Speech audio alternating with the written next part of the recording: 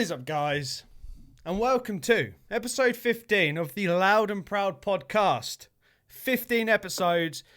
They're all on Spotify, so you get the full-length version on Spotify, smaller version on YouTube, both sexy, both entertaining. And Jazz is here. How are you, Jazz? Yeah. Yeah. I'm he says. Jazz is okay. Coughing and Yeah. No, I'm all good. Yeah, thank you. He's good. He thanks you. I'm filming a little video over here for my channel members. They're seeing the fly on the wall version of the podcast, plus a few little sexy bits before and the sexy bit after, where me and Jazz go in depth and personal with each other. So shit. If you're gonna get to see all like the crying later on. If you want to be a channel member, I've actually not put my headphones in, so I'm going to do that because I'm so unprofessional. If you want to be a channel member, you can hit the join button or follow the link below, and you'll be able to see what is on the camera over there, and you'll be able to see what else I do in this room. It's tantalizing. So last week we talked about creativity. And when we first flagged this one up, we didn't quite know, like all the different avenues it was going to go down. But we seemed to hit on a thread of like the channel stuff last week. So if you haven't checked that podcast out already, it's the last one, episode 14. You're probably going to want to listen to that one first, okay? Because it was sort of like the spark for the whole thing. And we just went off on a massive one about like... why we do the channels, how we started, and then like how we make our videos, plan stuff, and all that sort of stuff. And we didn't touch on like songwriting or actually like our own playing and creative processes as far as that goes at all. And about sort of like, because I'm watching my recording thing going across here, and like I do like every podcast, and I was looking, it was getting to like 45 minutes, and these are like usually an hour long, and I was thinking to myself, we are not going to go to riff writing. So I thought to myself, I'm going to mention, should we do it to part 2? Lo and behold, Matt said, Jazz, by the way, how about next week? It was on the same wavelength. It's like we don't even need to talk anymore. We just stare at each other and we know. It's that deep. That's very true. Very true. And it was just like, let's do the whole like musical thing next week, which is 2 weeks time because they're every other week now, which is this week. So this week we are talking about our approach to creating as far as like songwriting, riff writing, leads, and all that sort of stuff goes. So there we go. Yes, and I thought this would be a really cool one actually because I know my approach when it comes to writing riffs, coming up with songs. It's always been the same. Because obviously I started playing guitar, but when I first started, writing my own music was not a thing. It was more play Metallica, play all these guys, But when it actually came to a point where I thought, right, I'm going to write my own stuff now. It kind of in the early stages, it kind of evolved. It started out one way, but then it evolved, and now it's kind of been like the same way. And I'll stand by it, always will. And Jazz, I'm going to let you start this one off. What is your approach when it comes to your original stuff that you've done? If you've not heard his original stuff, go check it out on his channel because it's fucking sexy. Thanks. So Jazz, approach to when it comes to doing your own stuff. What is your, like, what do you go for? How does it all start with you? Well, I was really fortunate because like I had really good guitar lessons growing up, and my teacher would once he's shown us like chords and stuff like that, he'd say, right, you've got 3 chords, that E, D, C, right? I'm gonna put the drum track on. He had like Superior Drummer on in there, like Easy Drummer. He had that going through the big like speakers and stuff. And he's like, put them in order. You put them in any order you want. Use your influences. And that was like sort of like the spark for it. It was like my guitar lessons, there was quite a freedom with it. It's like, I'm going to teach you something, but like now you can utilize it and make your own. I was encouraged to make the stuff my own. Yeah. So there was never like a confinement as much as like as much as in my guitar playing career, I don't know what you want to call it. The Metallica thing happened, the Bullet My Valentine thing happened, the Zakk Wylde thing happened, the bands and you copying their stuff. But there was always that freedom with guitar that I had with just like experimenting with riffs and stuff. And for me, now, it's really weird because it used to come from a purely experimental, I have no idea what the hell I'm doing. Because my teacher showed me that these chords will go together well.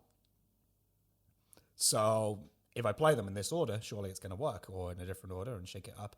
There's always experimenting. But then coming on further, like learning about music and stuff like that, there's a little bit more knowledge that goes into it now, I guess you could say.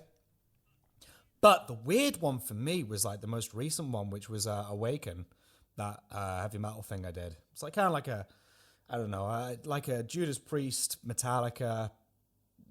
And it was Zakk Wylde. There was a little bit of Zakk Wylde in there, 100%. There was, yeah. Especially that, the outro to this video, the audio is from that song. Yeah, that's got Zakk Wylde jizzed all over. Yeah, absolutely. And but the weird thing about that one, that was automatic writing. And you'll have had this before, and you guys let us know in the comments and all that stuff if you've had this, where you just pick up a guitar and it just happens, and you go, oh shit, I better document that quickly. I sat down, and I kid you not, with that one, I was literally about to start one of my online lessons, teaching and stuff, Zoom, which is what I do. And I had my teaching guitar, my Strat on my lap, and I just went E minor, C, just 2 open chords, ba, ba. And then from that, the whole song just came into my head. I was like, whoa, I know what I'm doing after. So there's a couple of things, but the one thing I will never, ever, ever do is sit down and go, I'm going to write a song now, because I'll always be disappointed. Because it's just not going to happen. Yeah. That's absolutely right. I mean, for me, one thing that is, when I actually really got into writing my own shit, is like it wasn't even a plan to write my own stuff. I'd be sat there just like jamming one day. And then I'll play a riff, and I'm like, oh, that's cool. And I think when I started the YouTube thing, the first riff that I remember coming up with was... Through Life? No. Through Life wasn't the first riff I really came up with. That was the first one, I think... No, fuck me, even I can't remember. It was the song that you hear on my outro. Ah, that thing, yeah. And I remember I sat there with my guitar, I had the white snake bite, and I sat there with it, and I was like, down, digga, digga, digga, dun, down, down. I was like, that's fucking heavy.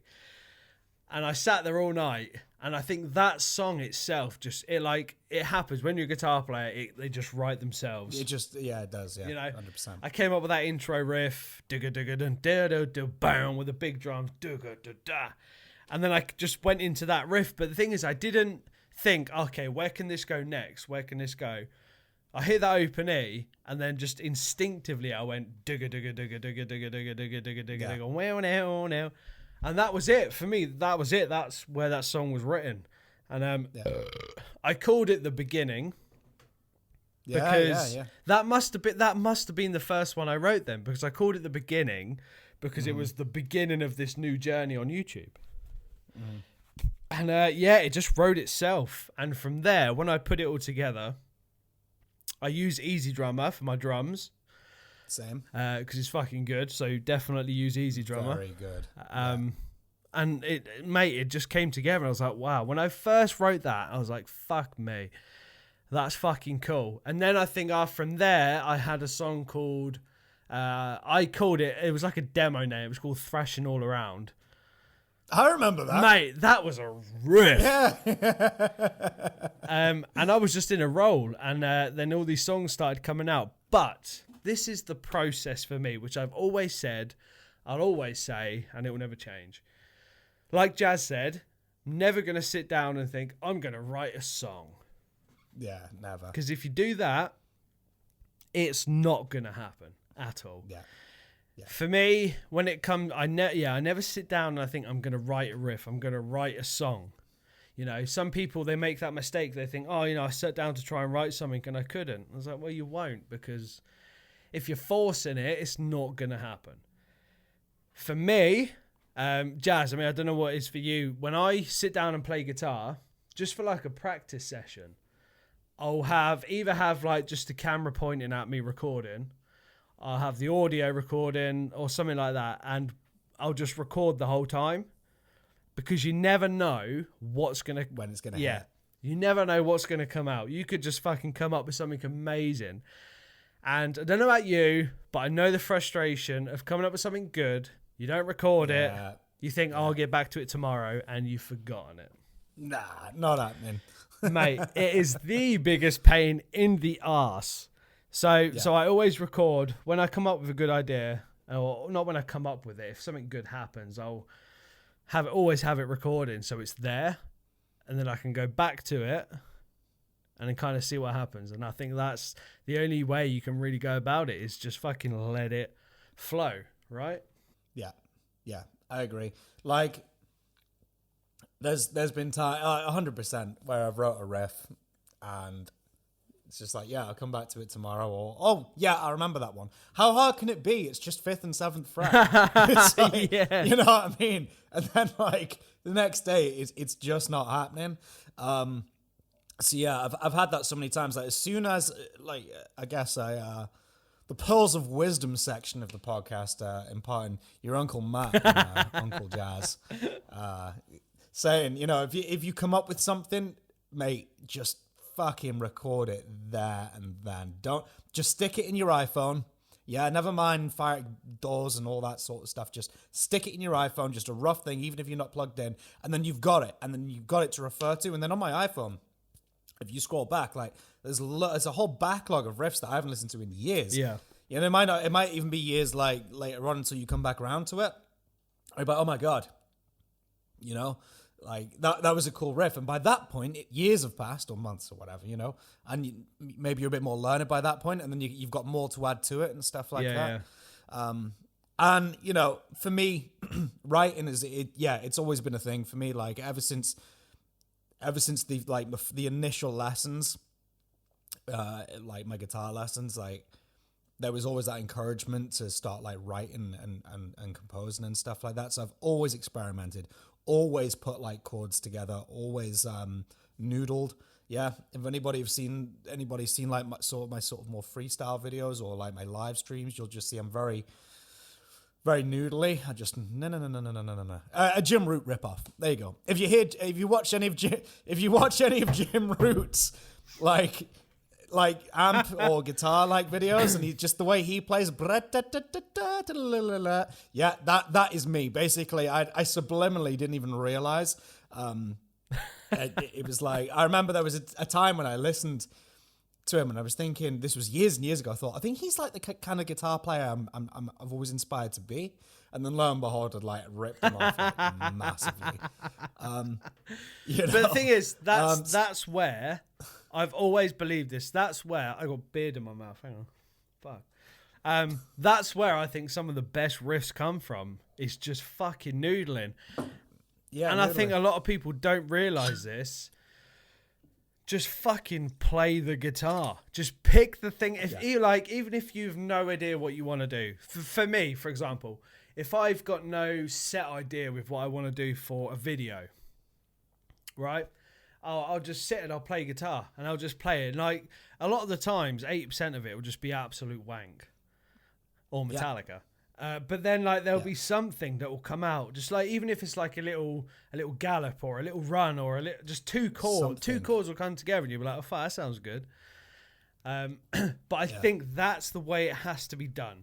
You have to, for me anyway, as it always has been, you have to just fucking play and see what happens, because there is a common mistake that does happen, which I learned a lot from the Metallica Some Kind of Monster DVD. Yeah. When it comes to riffs, I'm doing this a lot. I feel like Winston Churchill. Majesty, many were the long winter nights with your late father, God rest his soul, where me and your father would go down into the halls and pray upon one of the lowly cars. Do you know all I could think during that whole kind of brain episode you had there? All I was thinking was, here he comes, Bring in more beverages. Beverages. Shit. Yes. So this point I'm gonna make, which Jazz, I think you'll understand, is what I learned from the Metallica Some Kind of Monster DVD. Yeah. Is being able to recognize when you have a drinking problem. Yeah. No, is to be able to recognize what the difference between a riff that's gonna be something and a jam riff. Stock riff. Yeah, stock riff. There's been many riffs that I've written, and like I was like, that's fucking awesome, that's so good. But then as you try and work on it, no matter which fucking way you go about it, nothing happens. It's a little stock. Yeah, it just. Those things are complete bullshit that we throw out to each other, man. I feel like I should walk out and slam the door now. Are we reenacting that scene? But yeah, a jam riff plus a riff that goes somewhere. And I think it's good to realise that, because in the process of writing music, it's good to know, because shit, you could come up with a riff that's like, fuck yeah, that's awesome. You can try and see where it goes, but it's getting to the point where you think, right, that's a jam riff, it's not going to go anywhere, because you don't want to spend fucking days and days on it. And it goes, what is it, that riff from Some Kind of Monster that Kirk plays? It's fucking cool.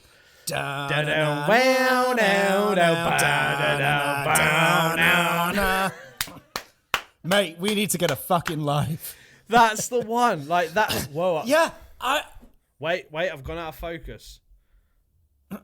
Yes, like that riff is cool. I remember like when I went, because like when I was young, when Some Kind of Monster hit, when I first saw that was like, oh my God, I want to be that. Like I want to, well, not be that, but like seeing them write songs and stuff like that, you know, the process, it was so inspiring. And I remember just thinking, well, that's not been used. And I remember writing riffs just like that, you know, just to like, I don't know, there was something about it. But the thing is, it is the Enter Sandman riff, just played a little bit differently, you know? Is it? Is it? Yeah. Well, no, it's not the Enter Sandman riff. It's just, it is the flat thing, you know, down and now, you know, yeah. Black Sabbath. Oh, yeah. You know, yeah. End of the line, or oh, you know, yeah. Or, yeah. You know, down now, anything that does now. You know, it is that, like, a lot of Kirk's riffs do that because it's the evil notes, you know? Yeah. I remember hearing that, and I used to play that all the time because I thought it was, because he played it two ways, didn't he? He played it with the more... He played it two ways. Yeah, the more open kind of string way, then the power chord way. Yeah. And it was like, oh, it's so cool, man, it's such a cool riff. But obviously it wasn't, because it didn't do anything. Yeah. But that's the difference between a riff that just feels good at the time to play. Like, oh, I've got one riff that's like in my head right now that I've had for ages. I wrote it. I'll come on to this a little bit later on about guitars that have got songs in them and stuff. But like, I wrote, as soon as I got my Epiphone Explorer, my Lee Malia Explorer, like this riff just came out. And it's been shelved for absolute years. I've got literally nothing to do with it. Do you know what I mean? Like, but I enjoy playing it, and it just stays as that. It's like a good like warm-up riff. Yeah. But then other stuff that happens, like Awaken, for instance. Yeah, it's a shit name, but hey-ho. No. Okay. No. Why did you come up with Awaken? What was your... I'll tell you why. When I was writing it, I realized, like, the chorus and stuff, like, it just had a Judas Priest kind of thing going on with it. The entire time, I was just thinking, like, Firepower, that sort of realm, which is one of my favorite heavy metal albums ever. And I could just imagine Rob Halford singing over it. Oh. See, now you've said that, that's completely changed the song for me. I can hear that too now. So it was Rob Halford, and I was just thinking, well, what would Rob sing? And you could just imagine him going like, Awaken! Yeah. And that was just the word that came. And it was weird because I didn't think anything about like Awaken. It's my first original that I'm putting out. It's like the first, you know, like the title for your first one. Yeah. I didn't think of that. I just did it. And that song, all I can say is that it's weird because I've struggled to write full songs my entire life. The way that one just flew out, and the way I knew it was like, right, I'm going to do the video for it, I'm going to put it on YouTube, I'm going to have a title for it, and it's going to have a guitar solo, and it's going to do all these things. As soon as like that word came into my head, just like everything else, I didn't second guess anything. I thought, okay, that's the title. Don't second guess it. Yeah. Just that's it. Just stick to that. That's actually a really cool thing to move on to is because I've got my own process for this, and obviously you probably will as well. When you're composing a song, but it's just instrumental, you don't have any vocals or lyrics, coming up with a title for the song.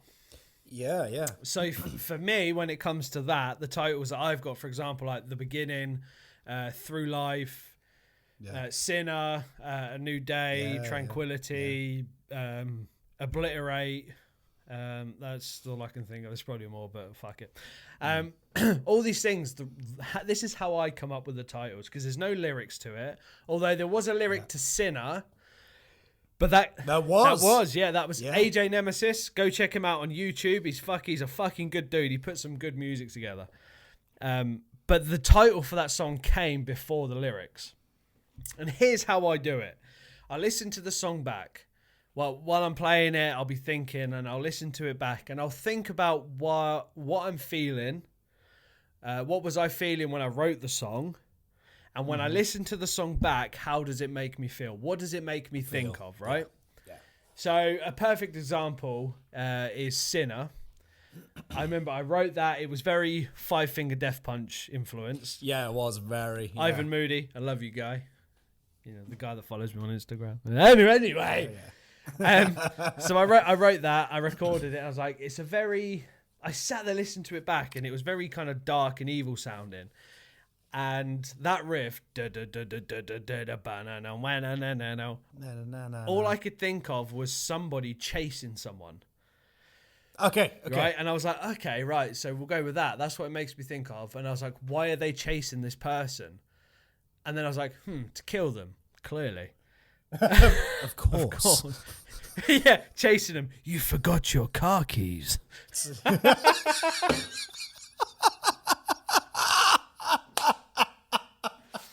Wait! Stop! But yeah, so I was like, somebody chasing someone. Why is this person chasing them? Because they want to kill them. And then there's like that big break in that song, that big down. And I was like, that's the moment where this person has been captured. And then it moves on to this person being tortured. Yeah. And then it moves on to the person being like, yeah, I've got you now, you're fucked. And and that's how I came up with it. I listened to it back, and I think, what does this make me feel? And then I kind of go through my head, I'm like, okay. Like me and my girlfriend with Sinner, we sat in the pub, and after we had recorded it, and we were like, it needs a title. And we were coming up with all these things because I knew the idea of the song and the feel of the song. So it was like coming up with an appropriate title. And I think if you go listen to Sinner with the original without the vocals, and then what AJ did with the vocals, I told AJ what the song was about. And his vocals, he just fucking nailed it. And I fucking love it. I'll link it at the end of this video. You can go check it out. And yeah, it's just a case of listening to it and thinking, well, how does this make me feel? Like, what parts of my emotions does this touch on? Right? Yeah. Again, another example is A New Day, the song I did, the acoustic one. I did that during lockdown. And I started playing this like fucking Blessed Hell Ride Black Label kind of acoustic thing. Yeah. And it just gave me the feeling of like a fresh start, a new day, you know? Yeah. Coming out of the lockdown. So that's my process when it comes to titling tracks. I've got one called Celestial. Did you ever hear that? I remember It's got like a bunch of volume swells, and it goes into like a machine head kind of thing. And again, we listened to it back and we were like, right, a title. And to us, it sounded very space trippy kind of thing. So we thought Celestial. Celestial, that's it, Celestial. So what about you, Jazz? When it comes to titling, I mean, you've only done one original, right? One. Yeah. So like my other original stuff is my ambient stuff. Yeah. So this guy right here. Y'all go watch this on YouTube and you'll know what I'm holding up. Strymon Big Sky, yeah? So I love reverb, right? Reverb. As soon as I found the reverb on my carving amp that I had way back when, and my Vox Tone Lab as well. As soon as I put that on, I was like, oh my God, I sound like I'm in Madison Square Garden. Yeah. Right? And new reverb was just going to be like a part of it, like what I did. Like I always had to put it on. And obviously, like, if I'm tracking like lead guitar and, well, not lead guitar, but rhythm guitars and stuff, you know, I know better now. I keep it dry, but shut up. Right. but like reverb is like the biggest source of inspiration for me. This guy right here. If I'm ever struggling for like inspiration for a song, if I'm not feeling the riff, what I'll do is I'll lay the riff down, and what I thought was a cool idea at the time, and then I come back to go, you know. What I'll do is I'll plug this in, stick it on a clean tone, and I'll start playing over the top of it. And this is like it's like cream of the crop, like music box. The creative ideas that you can get out of it are like absolutely incredible. So that's a huge thing when it comes to like growing songs. But going back to the title thing, you know, apart from Awaken, it's only been ambient stuff. So it's been ambient guitar 1, ambient guitar 2, ambient guitar 3. So that's what, because I've just not, it's just, for me, it's just like, I don't know. It's improvised. Like a lot of it is like straight up off the cuff. I just plug in and I go. I got 50 minutes of it of like clean guitar. And what I did for that is I put something on in the background, like a video. I was just sort of watching that while I was playing, and then the 50 minutes that I captured is that stream of consciousness, whatever you want to call it, through the entirety of that video. But there's, for that, I feel like given those would be a little bit pretentious. It's just guitar with a shit ton of reverb on. But as far as like the more sort of thematic stuff and the heavy metal stuff, that deserves a good title. Like I said, when I was sat here, I did Awaken in 2 days. And as I was sat here doing it, I was, in the back of my mind, I was thinking, you need a title. And Awaken just came to me while I was tracking guitars, and subliminally, I just went, yeah, that's it. Okay, let's go with that. I just didn't second guess it. But yeah, like thinking about titling stuff in the future, I agree with that. Listen to the track. Where were you when you wrote it? Don't think too deeply about it. Don't try and write lyrics to the full song or anything like that. What does it make you feel like? And then it'll just come to you. Like Matt said, come out lockdown, a new day. There you go. Boom. Done. Game on. Absolutely. You know? Or if you've got an album's worth of material, it's just so simple. If you're Zach Wilde. On the blessed hell. Oh, yeah, child. If you're Zach Wilde, you write the next album on your album, song title wise. All his song titles are lyrics from the previous album. Set you free. Yeah, how many times has he said set you free in a song? Or like honestly, if you listen deep and carefully enough, you'll hear all Zach Wilde's titles have been lyrics somewhere else. And Zach Wilde always loves to go nice and deep. Yeah.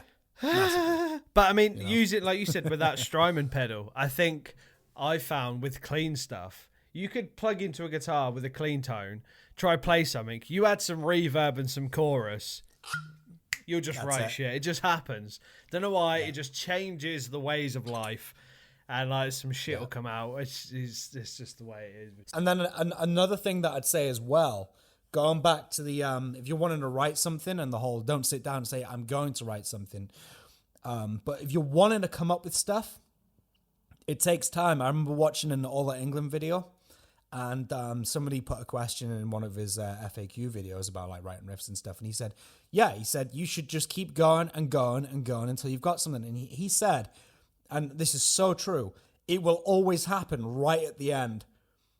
When you've had like a run of like stock riffs or just shit riffs, not even feel good riffs, just like you're trying too hard, it will always happen right at the end of your 1 hour session or whatever. He said, and that's when it will come to you. So like, just push through. I think my advice to anyone would be, if you don't have to be like feeling a certain way or having a shit day. If you just want to go in and play guitar and just fucking lay it out, hammer it out. Get your fucking phone and leave it in a different fucking room. Yeah, right? Yeah, there's that. Leave your phone in another room or turn it off. Yeah. I don't know, shove it up the arse of your cat or something. Just find a butthole to put it in. Shut the door, plug your guitar in, and just have that time for you. If you don't come up with anything, fine, whatever. Use that time to just fucking... For me, like I've always said, when I play guitar, it's like an exorcism. All that horrible noise that comes out, either if it comes out my amp or my acoustic guitar, it's like an exorcism. It's like you see any exorcism film where they're reading the Latin to pull out the demon. That's what it is for guitar. And I'll just play and play. Our beautiful followers, Loud and Proud family, anyone who's watching on YouTube, go follow us on Spotify if you're not already. Listen to the full uncut version on Spotify with all the stuff that we can't put on YouTube. Yes, we love you all. This is a great time for me. I love coming on with Jazz, shooting the shit, drinking some cold ones, and hopefully entertaining you all to the best of our abilities. Everyone's just sat at home thinking, these couple of wankers. Fucking shut up. Wrap it up already. Unsubscribe. But guys, all the stuff will be linked everywhere. Some videos will be at the end. Follow Jazz on Instagram and on YouTube. You're fucking what? You're creeping up to 1,000 subs now, bro. I'm at 700 and something. Bro, you know what I've said? You know what I've done? I'll fucking kill you, mate. That's good, bro. So guys, like, even if you subscribe just for a little bit and like get me past the 1,000, then you can unsubscribe, honestly, you know. And I promise. No. Shut up, you penis. I was just going to say, it won't be Bullet for My Valentine forever. That's what I'm saying. End video call. No, subscribe to Jazz forever. Yeah, follow everything. Follow us on Spotify. Follow us on YouTube, Instagram. Have a good one. Jazz, put the water down, you fanny. I was going to say I'll let you take this one, but seeing as you had some H2O, I think it's probably best not to. Yeah. I drink it at the same time. Usually, you guys will see me sporting a beer and a whiskey because the beer sort of like hydrates. But if I drink whiskey right the way through this thing, I'm going to be like, fucking this. You know? So, like, I just need a bit of hydration just to keep the voice in check. Everyone now in the comments just put gay. So guys, Loud and Proud family, raise your beverages. Thank you to everyone for my happy birthday messages last week. It means a lot. Oh shit, yeah, happy birthday, man. Had a great... Wait, you messaged me, didn't you? You did, yeah. Yeah, I did, but I mean, like, everybody say it now, and it's like 30 now, so it's over. Everyone all right. Matt will be decommissioning his channel now because life ends at 30. Yes. And welcome to next week, the Nihilist 92 podcast, where it's just going to be me talking your fucking ear off. Well, thanks, Jazz, for signing my death warrant. It's been fun, guys. Anyways. Thank you. Fuck it. Well, fuck you. I'm off. Right. All right. Cheers, guys. See ya. Thank you all for my birthday messages. It meant a lot. I had a great time. You guys are awesome. Love you all. You know who you are. I'm watching you. And my channel members have got a VIP session happening over here, fly on the wall, with some extra little bits at the end of this podcast that you will never see unless you come and hit that join button or follow the link in the description. Become a channel member. You get to see how gay me and Jazz really get on these podcasts. No, you're just going to wait for like 7 minutes while I go for a pee and have a fag. And Matt's having a pee as well and doing whatever he does, and it's just going to be nothing. Yes, it's just going to be an empty room. Well, two grown men going wee-wee. Anyway, raise your beverages. And as always, guys, rock out. Be awesome. And we will see you in episode 16. See ya! Chug. God That's damn. how we do it, boy. Right.